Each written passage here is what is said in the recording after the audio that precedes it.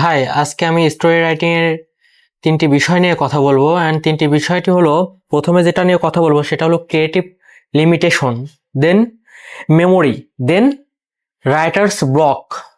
অর্থাৎ আপনি কোনো গল্প লিখতে গেলে বা স্ক্রিপ্ট লিখতে গেলে আপনি আর কোনো আইডিয়া খুঁজে পান না। অ্যান্ড এই তিনটা বিষয় নিয়ে আমি আজকে কথা বলবো। প্রথমে যদি আমি বলি ক্রিয়েটিভ লিমিটেশন।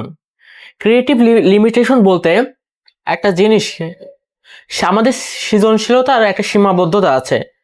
হ্যাঁ, কেউ মনে করতে পারে যে ক্রিয়েটিভিটির তো লিমিটেশন থাকার কথা না, বাট স্টোরি রাইটিং এর ক্ষেত্রে অবভিয়াসলি ক্রিয়েটিভ লিমিটেশন আছে। সেটা কিভাবে? আচ্ছা, গল্পের জগৎ মূলত দুইভাবে করা যায়, দুইটা ভ্যালু আছে। একটা হচ্ছে বড় অ্যান্ড একটা হচ্ছে ছোট। অর্থাৎ বড় জগতের গল্প, ছোট জগতের গল্প। ছোট জগতের গল্পটি আমি কেমন আর বড় জগতের গল্পটা কেমন বা এদের সমস্যাটা কি সেটা নিয়ে আমি কথা বলবো।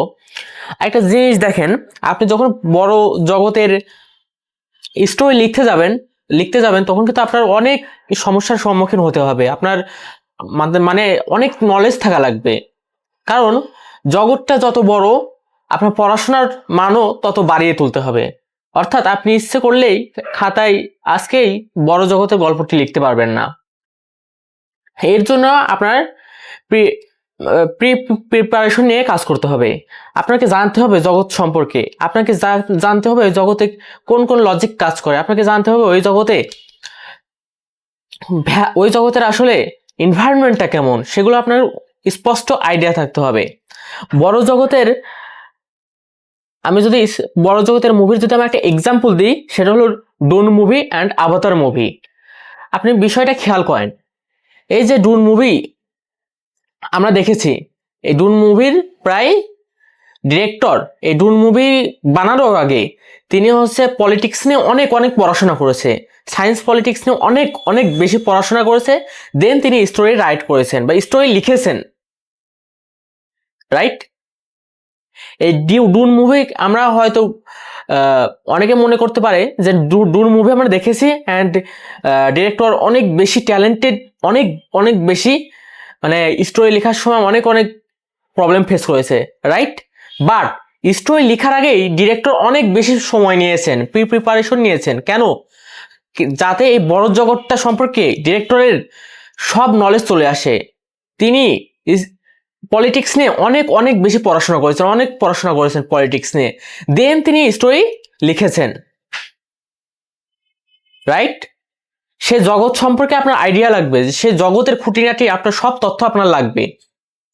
অ্যান্ড আপনি যদি চিন্তা করে থাকেন বড় জগৎ নিয়ে আমি কোনো মুভি মেক করব, বড় জগৎ নিয়ে আমি কোনো গল্প লিখব, তাহলে অবশ্যই একটা কথা মনে রাখবেন, তার জন্য দরকার প্রিপারেশন। অর্থাৎ আপনাকে অনেক বেশি পড়াশোনা করতে হবে, আপনাকে অনেক বেশি গবেষণা করতে হবে, রাইট? ইয়েস। দেন ছোট জগতের মুভি। এখানে বড় জগৎ অ্যান্ড ছোট জগতের যে মুভিগুলো হয় বা ছোট জগতের যে মুভি বা গল্প, সেটা বড় জগৎ থেকে অনেক বেশি, মানে বড় জগতের চেয়ে অনেক বেশি বেনিফিটস পাওয়া যায়। কিভাবে? আপনি 12 অ্যাংরি ম্যানটা দেখেন, মুভিটা দেখেছেন কিনা জানি না, বাট সেই মুভিতে 12 জন মানুষের মধ্যে জাস্ট একটি রুমের মধ্যে শুট করা হয়েছে মুভিটি। জাস্ট একটি রুমের মধ্যে, পুরো মুভি জাস্ট একটি রুমের মধ্যে সেই মুভিটি শুট করা হয়েছে। ক্যারেক্টার ছিল 12টি। এখন আপনি চিন্তা করেন, এই গল্পটা যদি ছোট না হয়ে এই গল্পের জগৎটা যদি বড় হয়ে যেত, তাহলে কিন্তু আপনি প্রত্যেকটা ক্যারেক্টারকে আপনি গভীরভাবে প্রকাশ করতে পারতেন, প্রত্যেকটা ক্যারেক্টারকে আপনি ডিপলি কি চিন্তা করতে পারতেন বা লিখতে পারতেন। এই যে ছোট গল্প বলতে আমি রান টাইম বোঝাচ্ছি না, ছোট গল্প বলতে আমি গল্পের আকারটা বোঝাচ্ছি, স্কেলে বোঝাচ্ছি যে মানে গল্পটা ঠিক কত বড় বা কতটা ছোট। আমি গল্পের রান টাইমের কথা বলছি না। এখানে বিষয়টি দেখেন, 12 অ্যাংরি ম্যান যদি একটি রুমের ভিতর না হয়ে এটা যদি জগৎ আরো বড় হয়ে যেত, আউটডোর হয়ে বড় জগৎ হয়ে যেত অ্যান্ড ক্যারেক্টার অনেক অনেক বেশি হয়ে যেত, তাহলে কি এমন থ্রিলার মুভিকে আমরা পেতাম বা দেখতে পেতাম? অ্যান্ড জগৎটা ছোট হওয়ার কারণে ডিরেক্টর এখানে জাস্ট 12 জনকে নিয়ে জাস্ট না, বাট আপনি যদি স্কেল চিন্তা করেন বা আপনি যদি লোকেশন ওয়াইজ চিন্তা করেন, সেটা কিন্তু একটা বাসার মধ্যে বা একটা রুমের মধ্যে, জাস্ট একটি রুমের মধ্যে।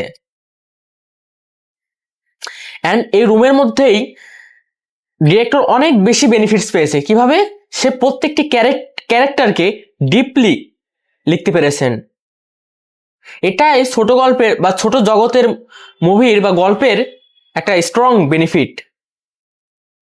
আশা করি বুঝতে পেরেছেন যে আমি কি বলতে যাচ্ছি।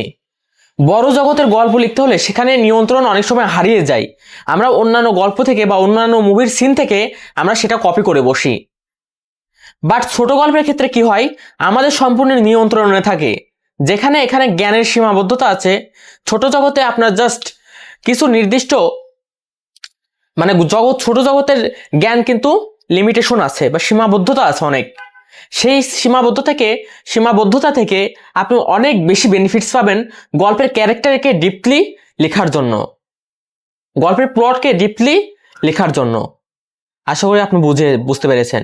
অ্যান্ড বড় জগতের মুভির ক্ষেত্রে কি হয়, সেখানে অনেক অনেক অনেক বেশি জ্ঞানের দরকার আছে, অনেক বেশি পড়াশোনার করা দরকার আছে। আচ্ছা, এই অভাতার মুভি জেমস ক্যামেরন স্যারের, অ্যান্ড এই মুভিটা স্কেল যদি দেখেন সেটা কিন্তু অনেক বড়। অ্যান্ড এই মুভিটা বানাতে ডিরেক্টর স্যার বা জেমস ক্যামেরন স্যার প্রায় 15টা বছর সময় নিয়েছেন। মানে বুঝতে পারছেন কত পড়াশোনা করেছেন তিনি। 15টা বছর তিনি গবেষণা করেছেন, তিনি মানে এটা নিয়ে পড়াশোনা করেছেন, জগৎটা কেমন হওয়া উচিত, লজিক কি। গল্প লেখার আগে তিনি বা গল্প লেখার সাথে তিনি 15টা বছর অপেক্ষা করেছেন। তাহলে আপনি বুঝতে পেরেছেন যে ছোট জগতের মুভি অ্যান্ড বড় জগতের মুভির মধ্যে পার্থক্যটা কি। এর মানে এই নয় যে বড় জগতের মুভি মানে খারাপ মুভি, ছোট জগতের মুভি মানে ভালো মুভি, এমন নয়। ছোট জগতের মুভির সুবিধা আছে অ্যান্ড এটাকে অনেক ভালো করা সম্ভব, বাট বড় জগতেরও সুবিধা আছে। এটাকে আমাদেরকে একটা দুনিয়াতে নিয়ে যায়, আমাদেরকে একটা এক্সপেরিয়েন্স দেয়, রাইট? বাট এই বড় জগৎ আর ছোট জগতের মুভির মধ্যে আরেকটা ডিফারেন্স হলো, সেটা হলো পড়াশোনা, চেষ্টা, হার্ডওয়ার্ক। বড় জগতের মুভি আপনাকে লিখতে হলে অনেক বেশি জ্ঞান অর্জন করতে হবে, অনেক বেশি পড়াশোনা করতে হবে। ছোট জগতের মুভি বানাতে হলে আপনাকে পড়াশোনা করা লাগবে অবশ্যই। এর মানে এই নয় যে ছোট জগতের মুভিতে আপনাকে পড়াশোনা করা লাগবে না, বাট আপনি এখানে ক্যারেক্টারকে, প্লটকে ডিপলি লিখতে পারবেন এবং আপনার সম্পূর্ণ জ্ঞান আপনি ঢেলে দিতে পারেন অ্যান্ড নিয়ন্ত্রণে আনতে পারেন। সম্পূর্ণ নিয়ন্ত্রণ আপনার হাতে থাকবে, রাইট? অ্যান্ড অভাতার মুভি, এটা কিন্তু কেন আমি বড় জগৎ বলছি, কারণ এই মুভিটা প্রায় 3 পার্ট এনেছে, অলমোস্ট এখন পর্যন্ত 3 পার্ট এনেছে। এই বড় জগৎকে মূলত কম রান টাইমে শো করাটা অনেক কঠিন হয়ে যায়, বা শো করলেও অনেক সময় সেটা ফাঁকা ফাঁকা লাগে। বাট ছোট গল্পের মুভিতে সেটাকে পোষায় নেওয়া যায়, সেটাকে নিজের নিয়ন্ত্রণে সহজে রাখা যায়। আশা করি আপনি বুঝতে পেরেছেন ক্রিয়েটিভ লিমিটেশন সম্পর্কে। বড় জগতের গল্প, ছোট জগতের গল্প সম্পর্কে আপনি ধারণাটি ক্লিয়ার হয়েছে। দেন আমি যে পয়েন্ট নিয়ে কথা বলবো স্টোরি রাইটিং এর ক্ষেত্রে, সেটা হলো মেমোরি। আচ্ছা, আপনি দেখেন মুভি তো দেখেন না, বিশেষ করে থ্রিলার মুভি, সেগুলোতে কি হয়, থ্রিলার মুভিতে মানুষের মনস্বাস্থ্য কিন্তু অনেক বেশি ইম্পর্টেন্ট। সেখানকার মানুষের ভয়, মানুষের সাহস কিভাবে ফুটিয়ে তুলবেন,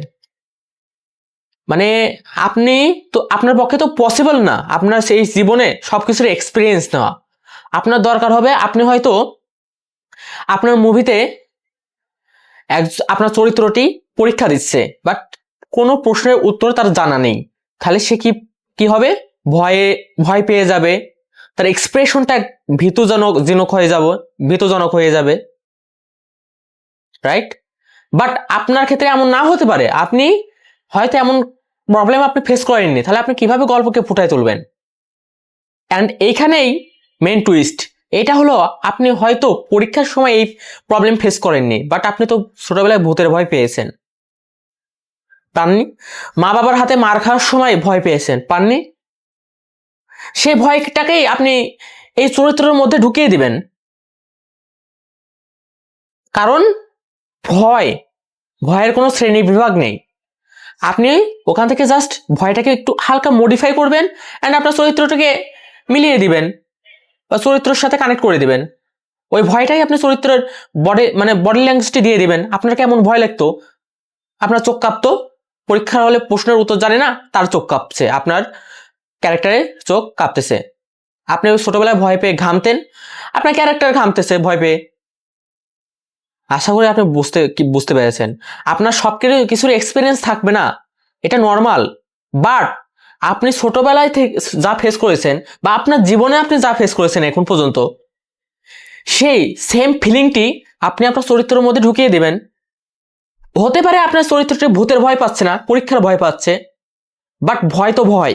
বডি ল্যাঙ্গুয়েজ তো আপনি মডিফাই করে আপনি অ্যাড করে দিতে পারেন আপনার ক্যারেক্টারের সাথে।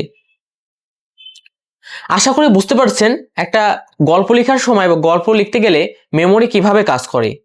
সবকিছু এক্সপিরিয়েন্স আপনার থাকবে না, বাট আপনার এক্সপিরিয়েন্স থেকে ফিলিংটা বা যেই মনোভাব বা ফিলিংটা আপনি কপি করে আপনার ক্যারেক্টারের মধ্যে দিতেই পারেন। এতে আপনার ক্যারেক্টার অনেক বেশি বাস্তবসম্মত মনে হবে, যান্ত্রিক মনে হবে না। কারণ আপনি ছোটবেলায় সেই ভয়টি ফেস করেছেন, এই ভয়টি আপনি আপনার ক্যারেক্টারে অ্যাড করে দিচ্ছেন, রাইট? আশা করি বুঝতে পেরেছেন। দেন আমি যেটা কথা বলবো সেটা হলো রাইটার্স ব্লক। রাইটার্স ব্লক বলতে আমাদের দেখবেন আমরা কোনো গল্প লিখতে গেলে আটকায় যায়, আমরা আইডিয়া পাই নাই, বা আমরা কোন সিন ক্রিয়েট করবো এই সিনের পরে, বা আমরা এই গল্পটা কোন মোড়ের দিকে যাবে সেটা আমরা আইডিয়া পাই না, অনেক একদমই আটকাই যায়, কোনোভাবে আমাদের আইডিয়া আসে না। সেক্ষেত্রে আমরা কি করি, অন্য একটি মুভি চালিয়ে দিই, সেখান থেকে আমরা আইডিয়ার কিছুটা ঘোরাই ফিরাই কপি করে এনে বসাই দিই, রাইট? বাট এমনটা করা যাবে না। এই রাইটার্স ব্লককে বা রাইটিং এর বাধা যদি আপনি কোথাও হন, সেই ক্ষেত্রে আপনাকে যেতে হবে লাইব্রেরিতে, বা আপনার ঘরে থাকলে বই বা ইবুক, আপনি সেই বিষয় নিয়ে পড়াশোনা করতে হবে। আপনার যদি মুভির জনর হয় thriller movie, psychological thriller movie, তাহলে আপনাকে সাইকোলজি নিয়ে পড়াশোনা করতে হবে। আপনি যত বেশি সাইকোলজি নিয়ে পড়াশোনা করবেন, তত বেশি সাইকোলজিক্যাল থ্রিলার বিষয়ে আপনি আইডিয়া পাবেন। আপনার যদি জ্ঞানেরই সীমাবদ্ধতা থাকে, তাহলে আপনার অন্য মুভি থেকে কপি করা ছাড়া আর কোনো উপায় নাই।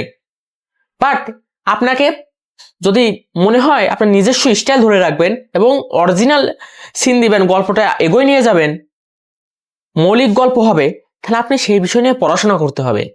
ফর এক্সাম্পল, একটা ছেলের মানসিক সমস্যা আছে, সে গেল ডাক্তারের কাছে।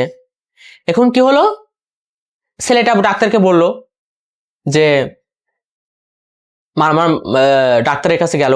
এখন ছেলেটি বলল যে আমার মানসিক সমস্যা ঠিক হয়ে গেছে। ডক্টর বিশ্বাস করে নিল। এখন ডক্টর কি বলবে, ঠিক আছে তোমার মানসিক সমস্যা হয়েছে, এখন সেরে গেছে, কনগ্রেচুলেশনস, এন্ড কি করবে, ওষুধ খাওয়া বাদ দিয়ে দিবে।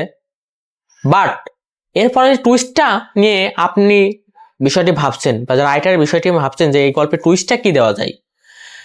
তো এই গল্পের টুইস্টটাই তিনি আটকে গেলেন লাইব্রেরিতে, অ্যান্ড সেখানকার সাইকোলজি নিয়ে পড়াশোনা করতে করতে তিনি দেখলেন মানসিক সমস্যা যারা আছে তারা অভিনয় বা অ্যাক্টিং অনেক ভালো জানে। তাহলে সে ছেলেটিকে বললো যার মানসিক সমস্যা আছে যে তার রোগ সেরে গেছে, ডক্টর বলে ওষুধ বাদ দিয়ে দিছে। এন্ড সে তারপরে কি টুইস্ট দেবে গল্পে, বা রাইটার কি টুইস্ট দেবে সেটা বুঝতে পারছে না। সে কি করলো, লাইব্রেরিতে গেল এবং সাইকোলজি নিয়ে পড়াশোনা করলো, এন্ড জানতে পারলো যাদের মানসিক সমস্যা আছে তারা ওষুধ এড়াতে অনেক বেশি অ্যাক্টিং করে বা মিথ্যা কথা বলে ডাক্তারকে, যেন ওষুধ বাদ হয়ে যায়। এন্ড সেটাই কি করলো, রাইটার এবার গল্পে আনলো সেই বিষয়টি বা কনসেপ্টটি। ছেলেটি বলেছিল না যে আমার মানসিক সমস্যা ঠিক হয়ে গেছে, পরবর্তীতে টুইস্ট হিসেবে আমরা দেখি ছেলেটি মিথ্যা কথা বললো, তার মানসিক সমস্যা ঠিক হয় নাই। এন্ড এভাবে গল্পটা একটা টুইস্ট আমরা বের করে আনলাম, বা রাইটার বের করে আনলো। আশা করি আপনি বুঝতে পারছেন যে আমাদের কোনো মুভি বানাতে গেলে আমাদের বিষয়টা নিয়ে পড়াশোনা করতে হবে। আমি যদি গ্যাংস্টার মুভি বানাতে চাই, আমাদের গ্যাংস্টার ওয়ার্ল্ড নিয়ে আমাকে পড়াশোনা করতে হবে, নাকি অন্য মুভি থেকে কপি করতে হবে এমন না। আমরা পড়াশোনা করবো সেই ওয়ার্ল্ড সম্পর্কে। আশা করি বুঝতে পারছেন। সো আজকের ভিডিও এই পর্যন্তই ছিল। মোটামুটি 3টা বিষয় নিয়ে আমি কথা বলেছি স্টোরি রাইটিং এর উপর, অ্যান্ড আগামীতে আরও স্টোরি রাইটিং এর উপর আমি ভিডিও আনবো। অ্যান্ড ততক্ষণ পর্যন্ত ভালো থাকবেন। কেমন লেগেছে বা কোনো পরামর্শ থাকলে কমেন্টে দিবেন। And love yourself, love your family. Thanks, by.